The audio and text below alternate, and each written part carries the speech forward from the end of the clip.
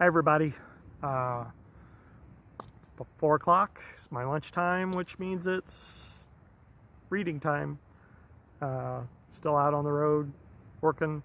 Carlisle again.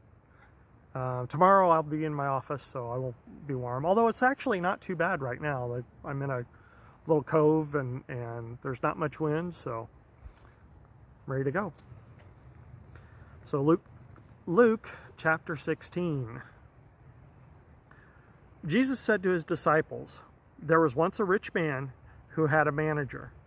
He got reports that the manager had been taking advantage of his position by running up huge personal expenses. So he called him in and said, 'What's this I hear about you? You're fired.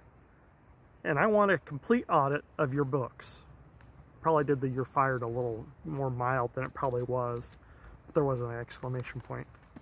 Anyway, the manager said to himself, "What am I going to do? I've lost my job as a manager. I'm not strong enough for a laboring job, and I'm too proud to beg. I've got a plan. Here's what I'll do. Then when I'm turned out into the street, people will take me into their houses." Then he went at it. One after another, he called in the people who were in debt to his master. He said to the first, "How much do you owe my master?" He replied, 100 jugs of olive oil. The manager said, "Here, take your bill, sit down here, quick now, write 50. To the next he said, "And you, what do you owe?" He answered, 100 sacks of wheat. He said, "Take your bill, write in 80. Now, here's a surprise. The master praised the crooked manager. And why? Because he knew how to look after himself. Streetwise people are smarter in this regard than law-abiding citizens. They're on a constant alert, looking for angles, surviving by their wits. I want you to be smart in the same way, but for what is right, using every adversity to stimulate you to creative survival, to concentrate your attention on the bare essentials, so you'll live, really live, not complacently, just to get by on your good behavior." Jesus went on to make these comments. If you're honest in small things, you'll be honest in big things. If you're a crook in small things, you'll be a crook in big things. If you're not honest in small jobs, who'll put you in charge of the store? No worker can serve two bosses. He'll either hate the first and love the second, or adore the first and despise the second. You can't serve both God and the bank. When the Pharisees, a money-obsessed bunch, heard him say these things, they rolled their eyes, dismissing him as hopelessly out of touch. So Jesus spoke to them. "You're masters at making yourselves look good in front of others, but God knows what's behind the appearance. What society sees and calls monumental, God sees through and calls monstrous. God's law and the prophets climaxed in John. Now it's all kingdom of God, the glad news and compelling invitation to every man and woman. The sky will disintegrate and the earth dissolve before a single letter of God's law wears out. Using the legalities of divorce as a cover for lust is adultery. Using the legalities of marriage as a cover for lust is adultery. There once was a rich man, expensively dressed in the latest fashions, wasting his days in conspicuous consumption. A poor man named Lazarus, covered with sores, had been dumped on his doorstep.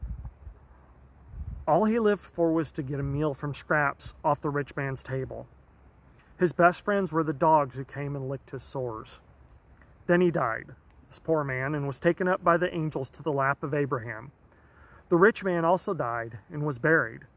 In hell and in torment, he looked up and saw Abraham in the distance and Lazarus in his lap.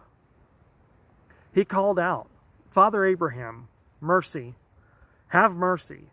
Send Lazarus to dip his finger in the water to cool my tongue. I'm in agony in this fire.' But Abraham said, 'Child, remember that in your lifetime you got the good things and Lazarus the bad things. It's not like that here. Here he's consoled and you're tormented. Besides, in all these matters, there's a huge chasm set between us, so that no one can go from us to you even if he wanted to, nor can anyone cross over from you to us.' The rich man said, 'Let me ask you, Father, send him to my house, to the house of my father, where I have 5 brothers, so he can tell them the score and warn them so they won't end up here in this place of torment.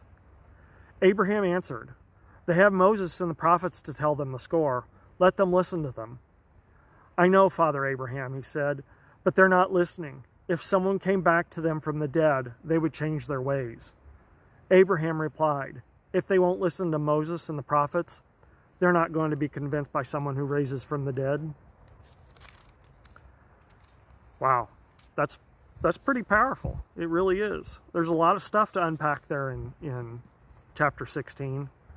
The message says it different, but I've always heard the borrower is slave to the lender, and that's in there.